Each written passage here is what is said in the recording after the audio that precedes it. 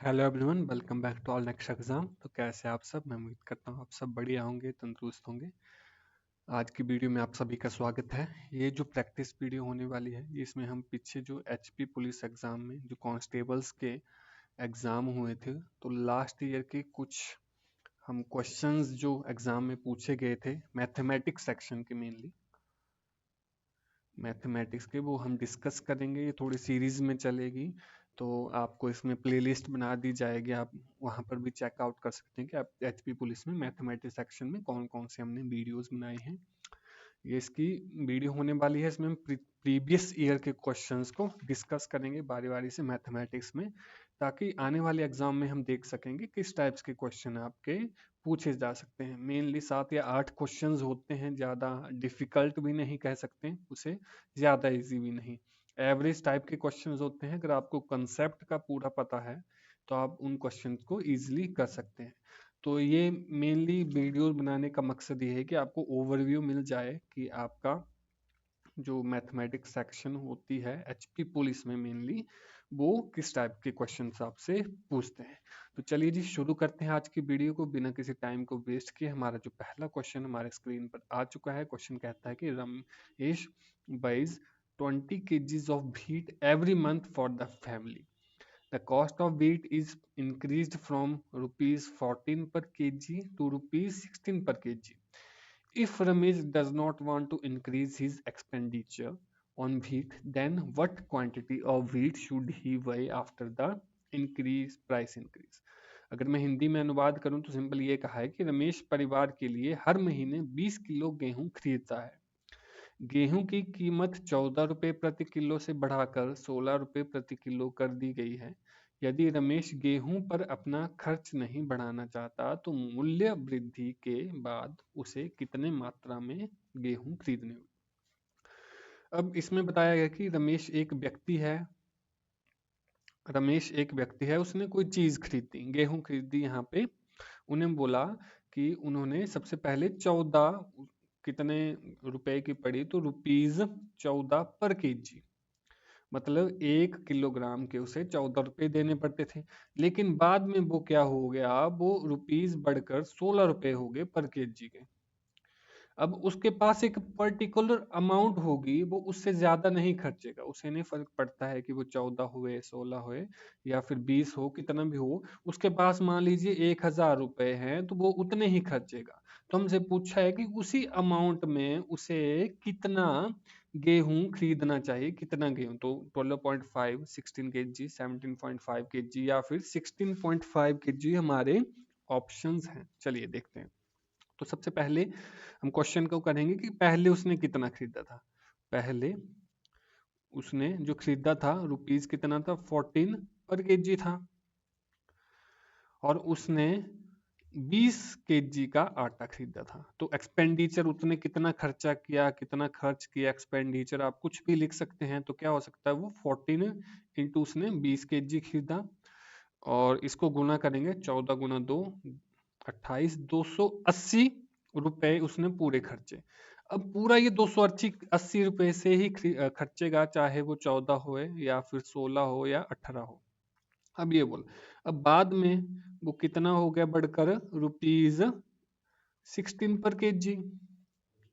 तो उसे कितना केजी खर्चना पड़ेगा। तो सिंपली आपको 280 से 16 को डिवाइड करेंगे, 218 को 16 से डिवाइड करेंगे। 16 का टेबल भी पढ़ सकते हैं और 4 का भी टेबल कर सकते हैं। 4 4 जा 16, और 4 5 जा 20, 4 6 जा 24, 4 7 जा 20, 70 डिवाइड बाई 4। 4 का पढ़ लेते हैं, 4 1 जा 4, 3 कैरी गया 7 पॉइंट, यहाँ पे बन गया 20, 4 5 जो 20, तो कितना आ गया 17.5 केजी उसे खरीदना चाहिए अगर वो आपका 16 पर केजी मिल रहा है। तो 17.5 केजी कौन सा ऑप्शन, ऑप्शन नंबर सी हमारा इसका राइट आंसर हो जाएगा। अगले क्वेश्चन की तरफ बढ़ते हैं। अगला क्वेश्चन कुछ इस तरीके से है, स्पीड डिस्टेंस वाले क्वेश्चन में कंसीडर कर लिया जाता है कि कहता है कि a train of 150 metre length travelling at 90 kilometre per hour can cross a tunnel of length 250 metre in, कितना टाइम लगेगा, 12 सेकंड, 15 सेकंड, 16 सेकंड या 18 सेकंड। अगर हिंदी में अनुवाद करूं तो 150 मीटर की लंबाई वाली एक ट्रेन 90 किलोमीटर प्रति घंटे की गति से यात्रा करते हुए 250 मीटर लंबी सुरंग को पार करेगी कितने सेकंड में? हमसे बोला है कि एक आपके पास ट्रेन है, ये मान लीजिए एक ट्रेन है, ये इस तरफ जा रही है और इसके आगे एक सुरंग आ गई है।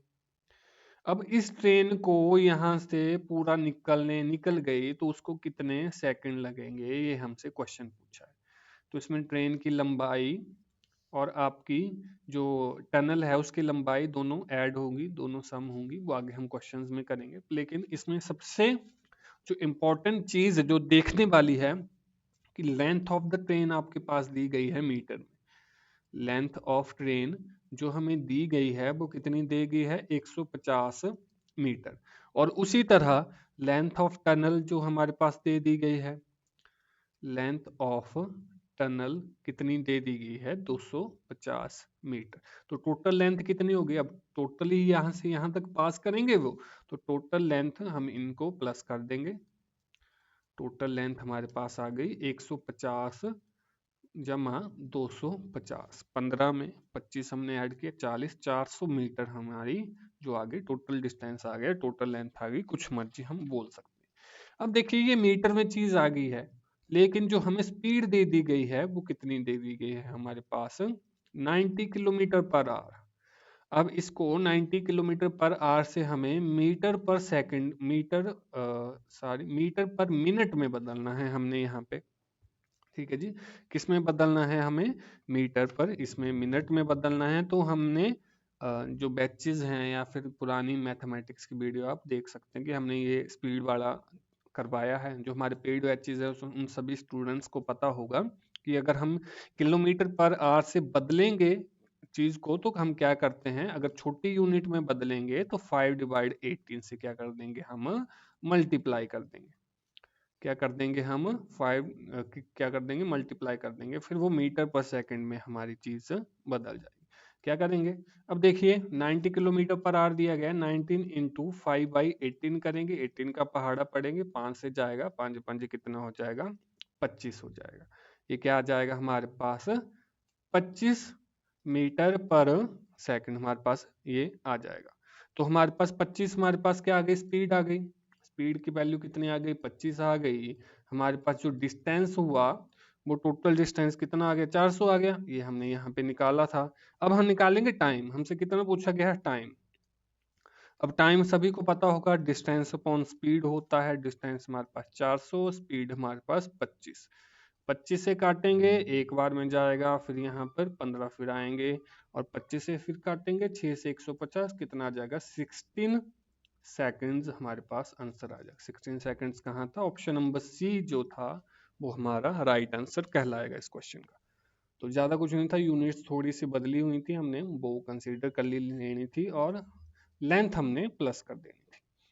अगले क्वेश्चन की तरफ बढ़े तो अगला क्वेश्चन कहता है कि what is the length of the longest pole that can be placed in a room. Room की डायमेंशंस दी गई हैं आपको, 24 metre long, 16 metre wide and 18 metre high. यानी कि हमें बोला गया है कि 24 मीटर लंबे यानी कि 16 मीटर चौड़े और 18 मीटर ऊंचे कमरे में रखे जाने वाले लंबे खंबे की लंबाई ज्ञात करें।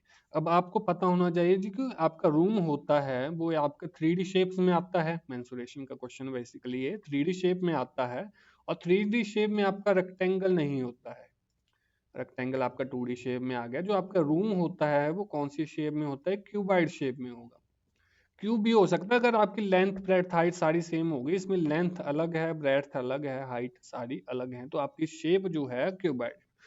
अब सबसे बड़ा जो अगर बीच में मान लीजिए कोई खंबा हमने उसमें डालना है तो वो सीधा नहीं आ सकता। मान लीजिए कि ये हम क्यूब बना लेते हैं, यहाँ क्यूबाइड बना लेते हैं, यहाँ पर ऐसे ये हमने एक क्यूबाइड बना ली। जो सबसे बड़ा जो आएगा चीज वो क्या आएगी, यहाँ से लेके इस पॉइंट के बीच में जो चीज आएगी वो सबसे बड़ा खंबा इसमें बोला गया है। बेसिकली डायगोनल की बात हुई है। इसकी बात हुई है डायगोनल। तो हमें बेसिकली क्वेश्चन में पूछा है कि आपने डायगोनल निकालना है, किसका, क्यूबाइड का डायगोनल निकालना है। अगर हमारे पास लेंथ दे दी गई है कितनी 24, ब्रेड्थ हमारे पास 16 है और हाइट हमारे पास 18 है, तो इसका डायगोनल आपको पता होगा, अगर नहीं है पता तो डायगोनल क्या होता है, under root length square plus breadth square plus height का स्क्वायर करेंगे। 24 का स्क्वायर प्लस 16 का स्क्वायर प्लस 18 के स्क्वायर के अंडर रूट कर देंगे। 24 का स्क्वायर हमारे पास होता है 576, 16 का स्क्वायर 256 और 318 का स्क्वायर 324 का अंडर रूट। जब इन सभी को प्लस करेंगे ये आ जाएगा 1156 अंडर रूट, और 1156 अंडर रूट किसका होता है 34 का अंडर रूट होता है। आपको अंडर रूट नहीं आता है तो आप प्राइम फैक्टराइजेशन मेथड से भी कर सकते हैं इसको, या फिर आप ऐसे भी कर सकते हैं। क्या आपके पास दिया गया है 1156 स्क्वायर रूट है तो आपके इसके पेयर्स बना देंगे हम, फिर उसके बाद देखेंगे 11 किसके स्क्वायर, तो 3 जा क्या होता है 9 होता है, माइनस कर देंगे।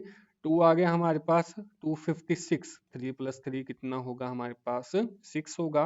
अब यहाँ पे 61 इंटू 1 करेंगे या 62 इंटू 2 करेंगे। अब 64 इंटू 4 करेंगे तो 4 चौके 16, 6 चौके 24 और एक कितना आ जाएगा 25 आ जाएगा। तो 64 4 जा कितना होता है 256, कट गया सारा कुछ, तो ऊपर कितना आ गया 334। राइट आंसर हमारा 34 हो जाएगा, जो कि कौन सा है ऑप्शन नंबर सी इसका राइट आंसर है। अगर आपको मान लीजिए ऐसे डिवीजन मेथड नहीं आता है तो आप प्राइम फैक्टराइजेशन जैसे एलसीएम निकालते हैं, फैक्टर्स बना सकते हैं 1156 के, फिर आप काटेंगे, वो सब तो आपको पता ही होगा क्योंकि आप बड़े हो गए हो अब। ठीक है जी, चलिए जी अगले क्वेश्चन की तरफ चलते हैं। अगला क्वेश्चन हमारे पास काफी इंटरेस्टिंग क्वेश्चन है। क्वेश्चन कहता है कि the surface area of two spherical balls is in the ratio 4:9। Find the ratio of the bigger ball if the radius of the smaller ball is 4 cm।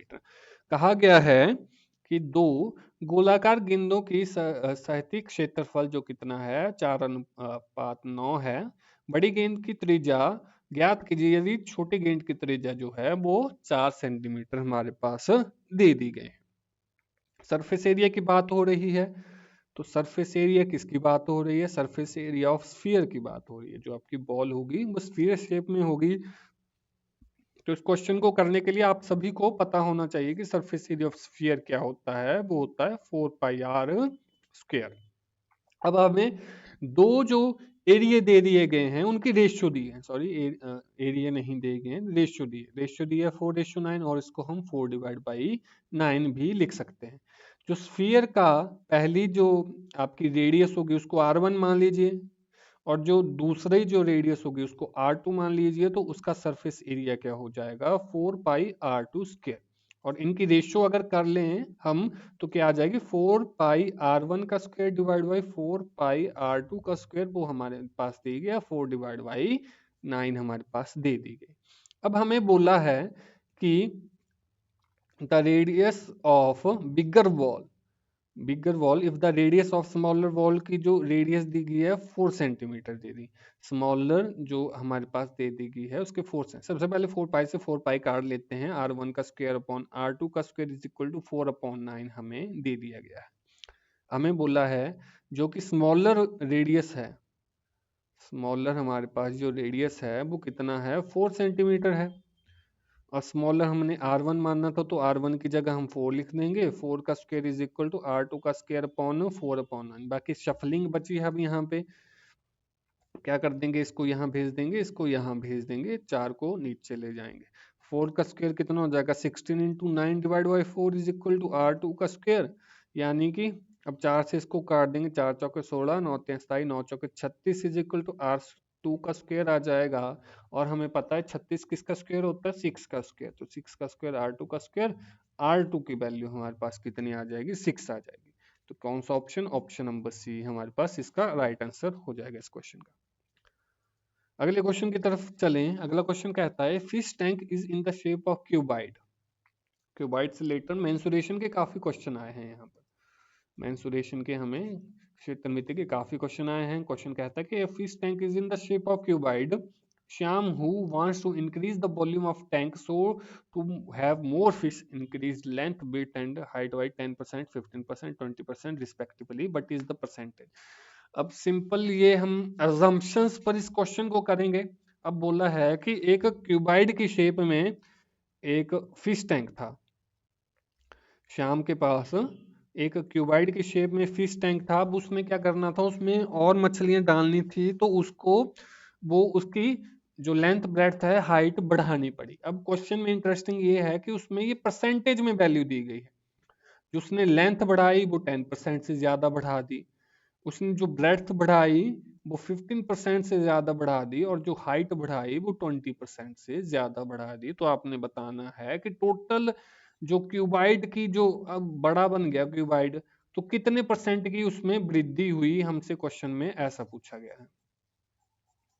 चलिए जी करते हैं किस तरीके से इन टाइप के क्वेश्चंस को करेंगे, आज हम वो सीखेंगे। अब हमने मान लीजिए पूरा एग्जाम्पशंस पर क्वेश्चन होगा कि हमने लेंथ भी मान ली 10, ब्रेड्थ भी मान ली हमने 10, और हाइट भी हमने 10 मान ली। बेसिकली ये क्यूबाइड है, लेकिन हम मान सकते हैं, चलिए जी हम क्यूब को भी बोल सकते हैं क्यूबाइड, लेकिन हर क्यूबाइड को क्यूब नहीं बोल सकते। अब लेंथ ब्रेड्थ हमने हाइट मान ली, तो इसका वॉल्यूम क्या होगा, इसका वॉल्यूम हो जाएगा length into breadth into height cuboid का। ये आ जाएगा 10 इंटू 10 इंटू 10, ये क्या हो जाएगा हमारे पास 1000 सेंटीमीटर। सेंटीमीटर में बात, चलो सेंटीमीटर ले लेते हैं, 1 सेंटीमीटर क्यूब आ गया, ये हमारे पास वॉल्यूम आ गया। अब उन्होंने जो लेंथ है वो बढ़ा दी है 10% से, 10% से बढ़ा दी है, मतलब 10 में 10% और बढ़ा दिए हैं 10 के। तो 10 प्लस कितना हो जाएगा, 10 डिवाइड बाई 100, 10 का 10% कितना हो जाएगा, 1 हो जाएगा। तो 10 प्लस 1 11। मान लीजिए कि पहले अगर लेंथ उसकी 10 थी, तो बाद में उसकी लेंथ कितनी हो गई, 11 हो गई। ये हम हमारे पास बात आ गई। अगला ब्रेड्थ की बात होंगी। ब्रेड्थ उसने बढ़ा दी 15% से, क्या आ जाएगा, 10 में हम क्या जोड़ेंगे, 15% जोड़ेंगे 10 का, करेंगे 10 प्लस 15 बाई 100 गुणा 10, एक जीरो से एक जीरो कट जाएंगी, 5 का पहाड़ा पड़ेंगे, 5 से 15 और 2 कितना आ जाएगा, 10 प्लस 3/2। 10 प्लस 3/2 अगर इसका एलसीएम लेंगे हम, तो 10 दूनी 20, 23, 23/2 आ जाएगा ये हमारे पास। ये ब्रेड्थ, मान लीजिए कि पहले ब्रेड्थ हमारे पास 10 थी, फिर उसके बाद ब्रेड्थ, पॉइंट्स में भी कंसीडर कर सकते हैं, पर पॉइंट्स में क्यों करेंगे, आगे हम सॉल्व करेंगे। उसके बाद ब्रेड्थ हमारे पास कितनी आ गई, 23/2। ध्यान से इस क्वेश्चन को देखेंगे। अब हमारे पास हाइट की वैल्यू आ गई। हाइट पहले हमारे पास 10 थी, और उसके बाद उसमें 20% का इजाफा हो गया, तो नई हाइट क्या बन गई, 10 तो थी पहले, और 20% और बढ़ गई उस 10 की। तो 10 प्लस 20/100 इंटू 10, 2 जीरो से 2 जीरो कटेगी, 10 प्लस 2 कितना आ गया, 12। तो पहले हमारे पास हाइट थी 10, और बाद में हमारे पास 12 बन गया। तो न्यू जो हमारे पास क्यूबाइड बना, उसकी लेंथ कितनी आ गई हमारे पास, 11, ब्रेड्थ आ गई 23/2, और हाइट आ गई हमारे पास कितनी, 12। अब न्यू वॉल्यूम भी निकाल लेंगे हम। वॉल्यूम क्या आ जाएगा, length into breadth into height, नया वॉल्यूम बन जाएगा 11 इंटू 23 गुणा 2 गुणा 12। अब यहाँ से 2 से ये 6 कट जाएगा, 11 इंटू 23 गुणा 6, 11 इंटू 23 गुना 6 अगर हम सॉल्व करेंगे तो 1518। जहां हमारी पहली जो वॉल्यूम थी, जब छोटा हमारे पास फिश रखने का जो हमारे पास टैंक था, उसकी वॉल्यूम 1000 थी, नई जो बन गई कितनी बन गई, 1518, 1518 बन गई, ये न्यू वॉल्यूम बन गया। ये हमारे पास न्यू वॉल्यूम बन गया। अब कितने से बढ़ा, आपस में माइनस कर दो, 1518 माइनस 1518 से बढ़ा। ठीक है, अब हमसे परसेंटेज पूछा है, लास्ट है ये। परसेंटेज हमारे पास कितने से इंक्रीज हुई, 518 से इंक्रीज हुई, कितने में से, ये इंक्रीज हुई 1000 में से, और परसेंटेज पूछा है तो 100 से गुना कर दें, 2 जीरो से 2 जीरो कट जाएंगी, 518 डिवाइड बाई 10, 518 डिवाइड बाई 10, इसको करेंगे 51.8। 51.8 कौन सा ऑप्शन, ऑप्शन नंबर सी इसका राइट आंसर हो जाए। अब आप पर डिपेंड करता है कि आपने लेंथ ब्रेड्थ हाइट 10 लेनी है, या आप और ले सकते हैं इजी वैल्यू, जिससे ये फ्रैक्शन में ना आए। तो इस तरीके से काफी क्वेश्चन आपको बन सकते हैं। आपको ये बन सकता है कि वो इसमें परसेंटेज वैल्यू और डिफरेंट दे दी गई हो। तो ये सारी चीजें करके आपको एग्जामिनर उलझाएगा, लेकिन आपने उलझना नहीं है। इस टाइप से आप इस क्वेश्चंस को कर सकते हैं। चलिए जी, वीडियो के आखिरी क्वेश्चन पर हम बढ़ते हैं। क्वेश्चन कहता है कि James can do a piece of work in 50 days। Peter can do piece of work in 40 days. How long will they take to complete 45% of work when working together? कहे James एक कार्य को 50 दिन में कर सकता है, पीटर उसी कार्य को 40 दिन में कर सकता है। एक साथ काम करते हुए उन्हें 45% पूरा भी नहीं कहा है, 45% काम पूरा करने में कितना समय लगेगा।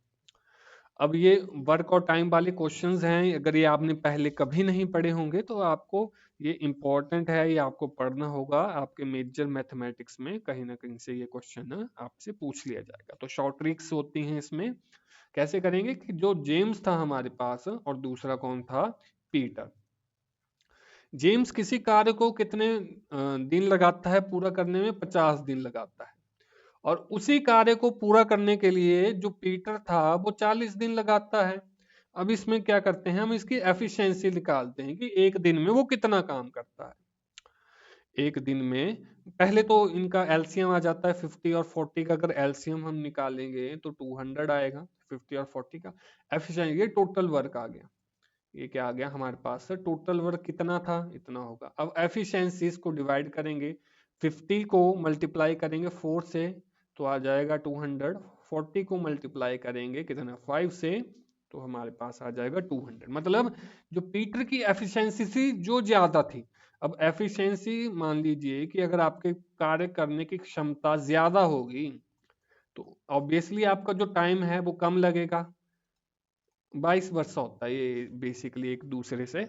अगर आपको ऐसे मैथमेटिक्स की और ऐसी वीडियोस अगर आपको चाहिए तो आप हमारे जो पेड बैचेज हैं वो ज्वाइन कर सकते हैं। पेड बैचेज में हम आपके पटवारी चलेंगे या फिर पुलिस के एग्जाम भी चलेंगे, उससे आप क्वेश्चन हम जो मैथमेटिक्स सेक्शन है काफी अच्छे तरीके से आपको करवाया जाए। अब कईयों को होगा कि ये आपने कैसे किया, तो ये सब कुछ हमने पेड बैचेज में हमने स्टूडेंट्स को करवाया गया है। तो वो आसानी से इन क्वेश्चन को कर सकते हैं। तो आप भी चाहते हैं कि आपके मैथमेटिक्स पे पकड़ और अच्छी बने तो हमारे पेड बैचेस ज्वाइन कर सकते हैं। कैसे करेंगे ज्वाइन, आप हमारे जो व्हाट्सएप ग्रुप का जो लिंक होगा वो आपको डिस्क्रिप्शन बॉक्स में मिल सकता है, उस पर ज्वाइन करके ग्रुप में आप एडमिन को मैसेज कर सकते हैं या फिर उस व्हाट्सएप में बाकी स्टडी मटेरियल भी मिलता है, वो भी आप उससे एक्सेस कर सकते हैं। चलिए जी, बाकी क्वेश्चन पर वापस आते हैं। अब हमें जेम्स की एफिशिएंसी 4 हो गई, पीटर की एफिशिएंसी 5 हो गई, लेकिन क्वेश्चन में कहता है कि विल वर्किंग टुगेदर, दोनों इकट्ठे काम कर रहे हैं तो दोनों की जो एफिशिएंसी होगी 4 + 5 यानी 9 हो जाएगी। दोनों की एफिशिएंसी कितनी हो जाएगी हमारे पास, 9 हो जाएगी। और साथ में एक और क्वेश्चन बोला है कि दोनों ने 45% ही काम करना है तो उन्हें कितने हमारे पास दिन लगेंगे, ये हमें हमसे बेसिकली पूछा है। तो हमारे पास जो फॉर्मूला होता है उसमें ये कहते हैं कि जो वर्क होता है कितने के बराबर होता है, डेज, यानी कि हमारा जो टाइम होता है, वर्क होता है वो work is equal to time into efficiency. Time into efficiency हमारे पास वर्क होता है। अब टोटल वर्क कितना हो गया हमारे पास, 200 हो गया। टोटल टाइम हम निकालेंगे और एफिशिएंसी कितनी हो गई हमारे पास, दोनों की 9 हो गई।